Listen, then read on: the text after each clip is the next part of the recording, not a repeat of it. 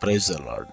ఈరోజు దేవుని యొక్క వాగ్దానం, మనము గ్రహింపలేని గొప్ప కార్యములను ఆయన చేయును. యోబు గ్రంథం 37వ అధ్యాయం 5వ వచనం. ప్రియులరా, మన ఎడల దేవుడు చేసే కార్యాలు ఎంతో గొప్పవి. ఆయన సూచక క్రియలు ఎంతో బ్రహ్మాండమైనవి. మనము గ్రహించలేని గొప్ప కార్యములను కేవలం దేవుడు మాత్రమే చేయగలడు. అందుకనే నాకు మొర్రపెట్టుము, నేను నీకు ఉత్తరం ఇచ్చేదను. నీవు గ్రహింపలేని గొప్ప కార్యములను లేదా గొప్ప సంగతులను నీకు తెలియజేస్తాను, నీ ఎడల చేస్తాను అని దేవుడు వాగ్దానం చేశారు.